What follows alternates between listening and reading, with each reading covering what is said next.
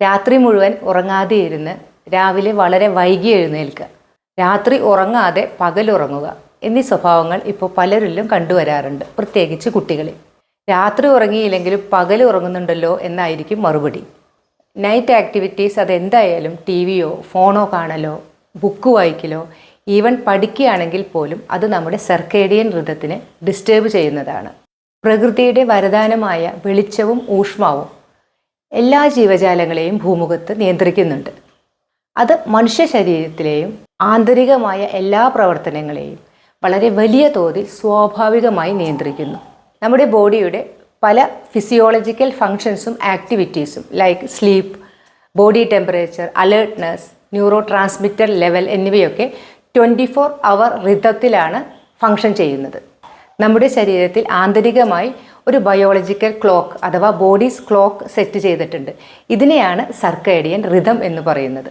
ഇതിൻ്റെ അടിസ്ഥാനത്തിലാണ് നമ്മുടെ ശരീരം 24 മണിക്കൂറിൽ എങ്ങനെ പ്രവർത്തിക്കണം, അതായത് എപ്പോൾ ഉണരണം, എപ്പോൾ റെസ്റ്റ് ചെയ്യണം, എപ്പോൾ ഉറങ്ങണം എന്നുള്ളൊരു പാറ്റേൺ രൂപപ്പെടുത്തിയിരിക്കുന്നത്. അപ്പോൾ ഈ സർക്കാഡിയൻ ഋതത്തിന് എതിരാണ് രാത്രി ഉറങ്ങാതിരിക്കുന്നത്. മറ്റൊന്ന്, മനുഷ്യ ശരീരം ഡയേണലാണ്, എന്ന് വെച്ചാൽ സൂര്യപ്രകാശമുള്ളപ്പോൾ ആക്റ്റീവായി ഇരിക്കാനും രാത്രി ഇരുട്ടിൽ റെസ്റ്റ് ചെയ്യാനും ഉറങ്ങാനും.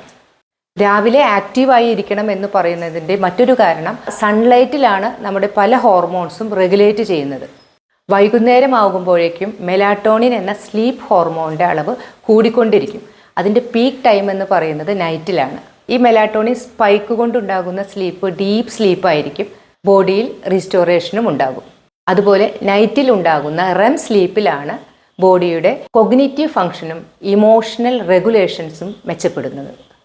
പകൽ സമയത്ത് ഉറങ്ങുന്നത് സൺ എക്സ്പോഷർ ഉണ്ടാവാത്തതുകൊണ്ട് തന്നെ പല മെറ്റബോളിക് ഡിസോർഡറിനും കാരണമായേക്കാം. High risk of obesity, anxiety, depression, alertness കുറയുക, ഇമ്മ്യൂണിറ്റി കുറയുക, ബോഡിയുടെ ഫങ്ഷൻസ് കുറയുക, അങ്ങനെ ഒട്ടനവധി ഹെൽത്ത് പ്രോബ്ലംസ് ഉണ്ടാകുന്നു. അത് അപ്പിയറൻസിൻ്റെ കാര്യത്തിലാവുമ്പോൾ ഡാർക്ക് സർക്കിൾ, സ്കിൻ ഡള്ളാവുക, പഫി ഐസ് എന്നിവയൊക്കെ ഉണ്ടാകാം. മറ്റൊരു കാര്യമാണ് സോഷ്യൽ ഐസൊലേഷൻ.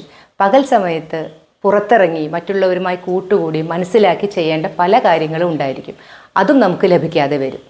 ഇനി രാത്രി ഉറങ്ങാതെ പകൽ ഉറങ്ങാമെന്ന് വെച്ചാൽ തന്നെ ചുറ്റുപാടുമുള്ള പല ബഹളങ്ങളും നമ്മുടെ ഡീപ്പ് സ്ലീപ്പിനെ തടയും.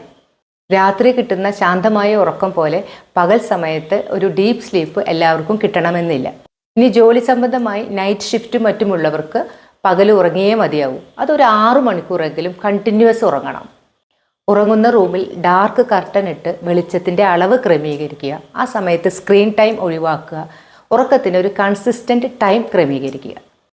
രാത്രി ഉറങ്ങാൻ പറ്റാത്തവർക്ക് പകൽ ഉറങ്ങുന്നത് കാലക്രമേണ ബോഡി അഡാപ്റ്റ് ചെയ്യുമെങ്കിലും മുകളിൽ പറഞ്ഞ ചില ദോഷങ്ങൾക്ക് സാധ്യത കൂടുതലാണ്.